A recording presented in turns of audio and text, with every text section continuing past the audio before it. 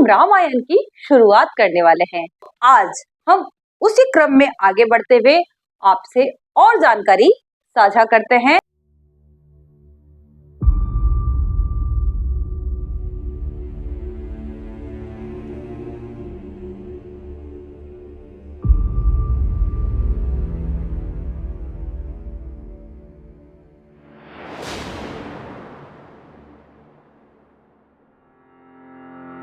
Hello guys, welcome to my class learning legacy. Learning legacy class में आप सभी का स्वागत है।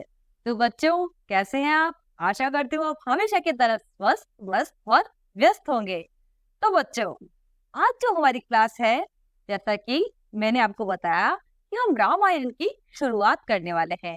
जो हमारा हिंदू धर्म का जो ग्रंथ है, जो हमारे सनातन धर्म का जो प्रमुख और महत्वपूर्ण जो ग्रंथ है, रामायण, महाभारत और गीता।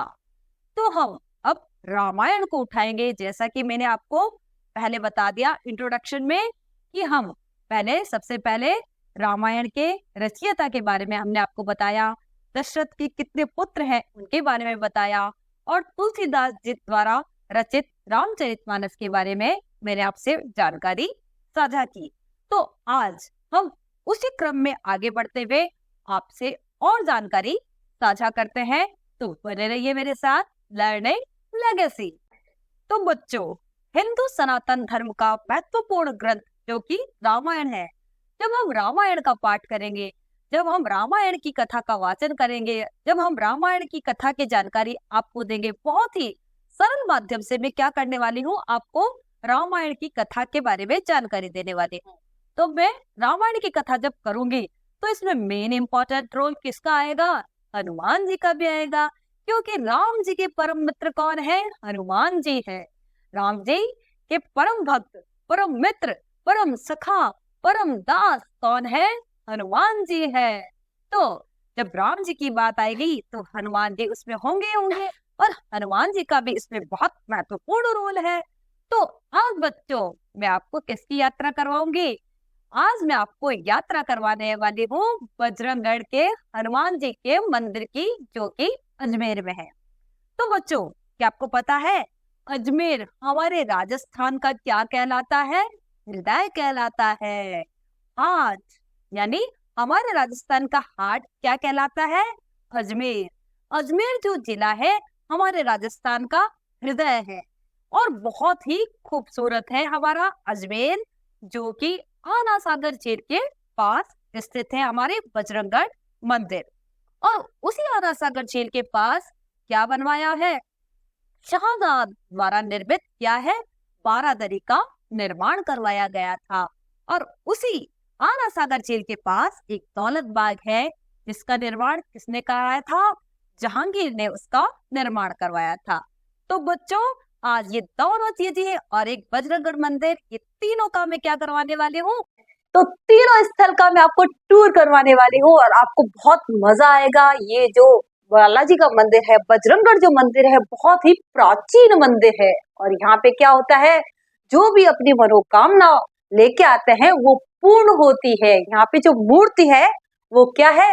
प्रकट मूर्ति है, स्वयं से प्रकट हुई थी ये मूर्ति। और ये क्या है? ये बजरंगगढ़ का मंदिर जो है बहुत ही प्राचीन है, बहुत ही पुराना है, जो कि आना सागर झील के पास स्थित होने के कारण इसकी खूबसूरती क्या है, और भी ज्यादा बढ़ जाती है।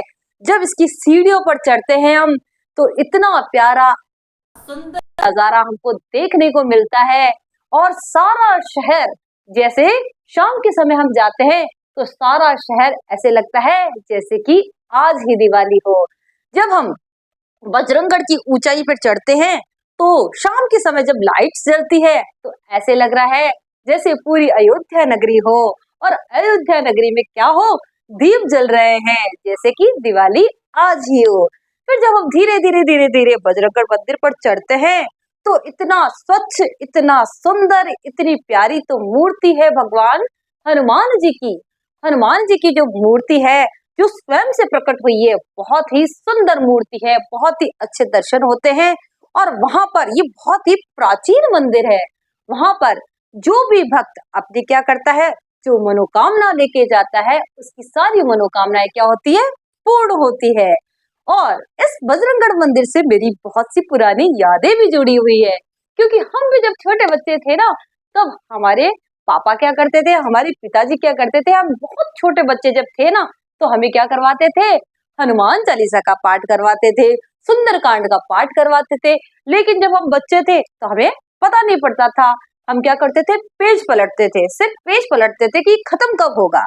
लेकिन जैसे जैसे इंसान बड़ा होता है तो उसे पता पड़ता है ना कि ये सुंदरकांड का पाठ किस लिए गाया जाता है, ये हनुमान चालीसा का पाठ किस लिए किया जाता है, हनुमान जी की आराधना कैसे की जाती है, हनुमान जी की साधना कैसे की जाती है। तो इसी प्रकार फिर हम क्या करने लगे, हनुमान जी की साधना, आराधना सुंदरकांड में समझने लगे।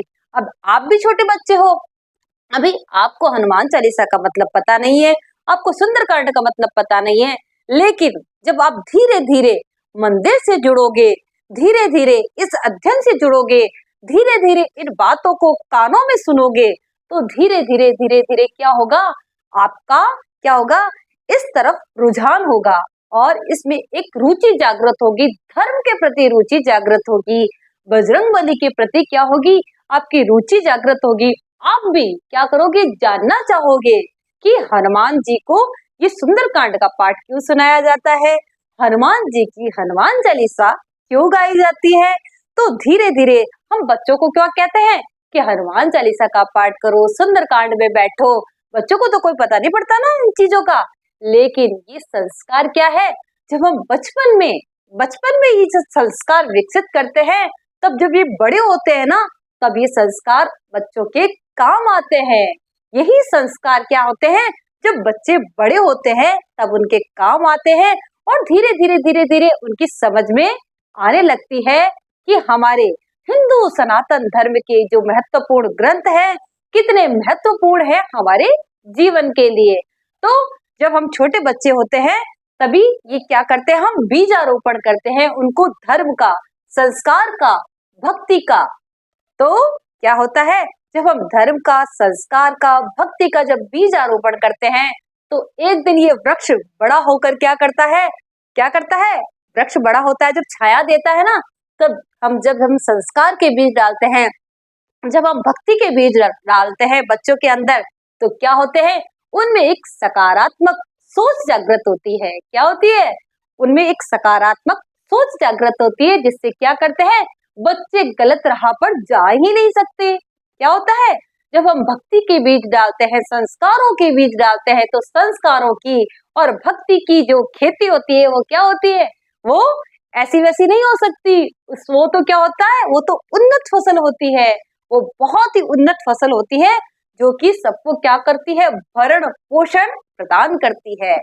तो बच्चों, आज मैं आपको क्या करवाने वाली हूँ, बजरंगगढ़ मंदिर और आना सागर झील और शाह द्वारा निर्मित क्या है, बारादरी, इन सब का क्या करवाने वाली हूँ, टूर करवाने वाली हूँ। तो बच्चों बने रहिए मेरे साथ लर्निंग लेगेसी, और आप भी दर्शन लाभ कीजिए बालाजी महाराज के, बजरंगबली महाराज के, जो कि स्वयं से प्रकट बालाजी महाराज है।